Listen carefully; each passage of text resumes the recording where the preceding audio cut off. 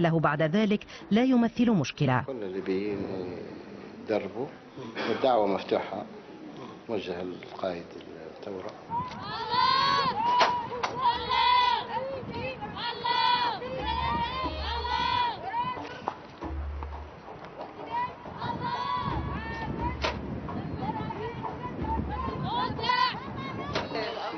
يعني دمر هدف معين وكلمة الله تعطي شجاعة وقوة وعزيمة.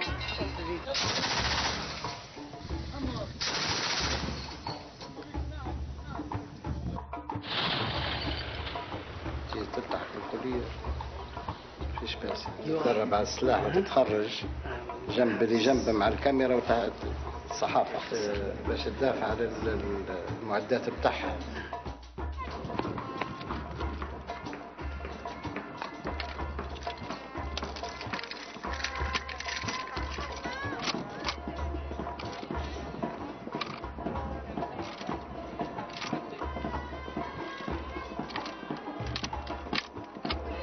لم تتسنى لي رؤية أي من الفتيات تطلق النار، حتى إنني رحت أتساءل أحيانا إن كن يعرفن كيف يفعلن ذلك. وبعد إلحاحي في الطلب زودتني الكلية أخيرا بأشرطة تظهر فيها الفتيات وهن يستعملن الأسلحة خلال تمرين في الصحراء.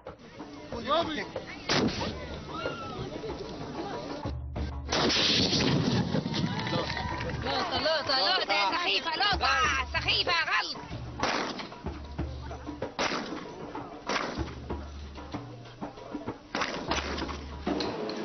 لازم تاني صبرية حركات، التخصص حاسب آلي، نشتغل داخل الكلية. دخلت الكلية في سنة 1998 وكانت بدافع مني وبرغبة، وتم التخرج نتاعي في سنة 2001. هم اللي هي كانت حرس على القايد، حرس حمايته. بعناية ودقة جرى انتقاء الفتيات اللواتي سمح لنا بالتحدث إليهن، لا لفصاحتهن بل لعدم الرغبة في الإفصاح عن الكثير من المعلومات. كيف حالك؟ بخير. هل أنتم مسرورون في ليبيا؟ ماذا قلت؟ مسرورون هنا؟ كثيرا أجل.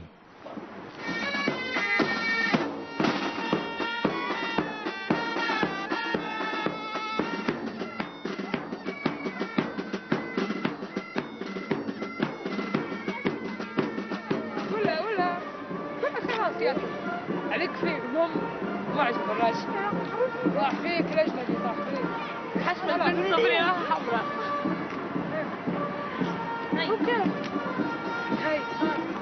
وانطباعي انها كانت رحلة ممتازة، وصراحة اني أنا كنت متشوقة اني نطلع رحلة ثانية، لأنه واجب نقوم به وبحمايته.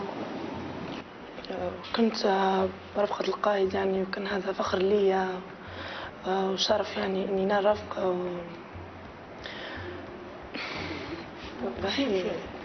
اني راقة في المهمة، اني يكون يعني حرس يعني تحت يعني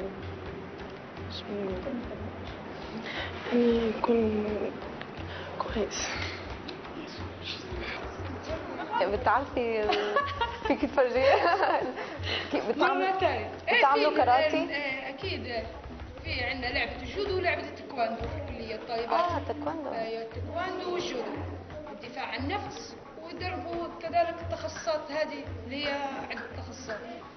هي بالنسبة لحرس ولا حاجة بدون مقابل، واجبنا احنا نحرس.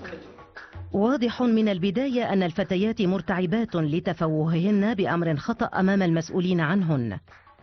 هل لديك أي انطباعات على الإنسان محطتك كشخص تربية أن تكوني زيها؟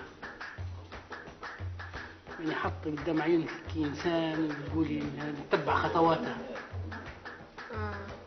رغبة، حافز، إنسان كحافز لك أنت، مرأة نكون مرأة ناجحة كانت معروفة الإجابة التي ستعطيها، لكن في خضم ارتباكها هذا لما لا تجيب ببساطة مباشرة عن الأسئلة المتعلقة بالقذافي؟ أيعني هذا أن التقرب من القائد يوجب عدم معرفة الكثير؟ لاحظت أن هؤلاء البنات يستعملن خلال الحديث لغة موحدة، ولتبوء أهم المراكز كفتحية لا يحتاجن فقط إلى أن يبرعن في التمارين، بل إلى التوصل إلى لغة متساوية تعتمد عليها وظيفتهن. فتحية تدرك دوما ما تتفوه به وتجيد الكلام بفصاحة. حين رأيتها عبر مقابلة تلفزيونية فهمت لما كلفت بالتحدث إلي، فهي تتقن اللغة الوطنية وتجعل منها لغتها. وهذه الكلية عندما فتحت أعطت للمرأة حريتها، باعتبار المرأة تشكل نصف المجتمع، وعندما يهمل نصف المجتمع. في ليبيا لا تنخرط النساء في القوات البحرية.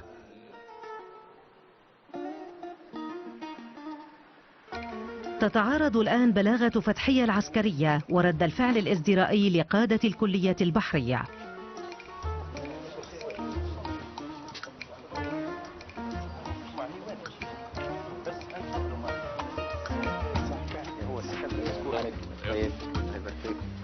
تفضلوا.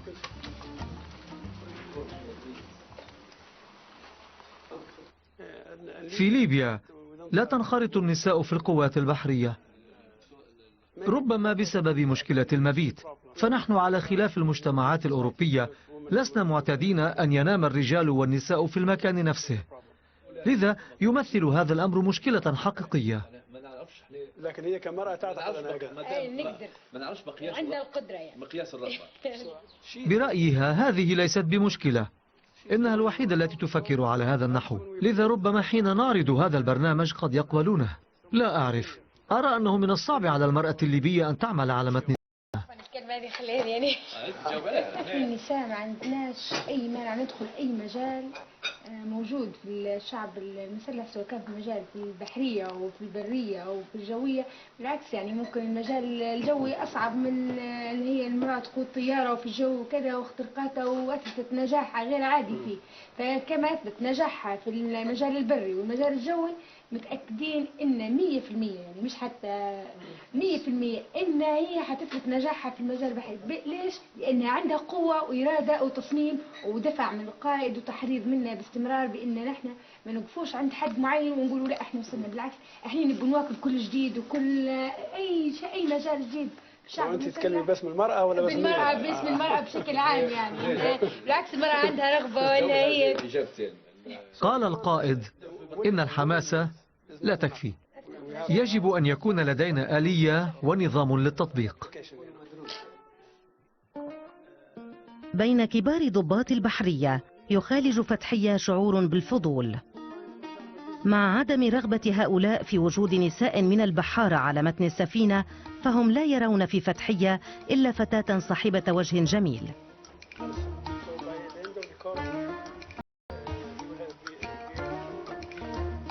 إنه عالم مختلف عن عالم الكلية العسكرية، يساعد على إبراز التفاوت بين التمارين التي يخضع لها الرجال في الحربية وتلك التي تقوم بها النساء، وواضح أن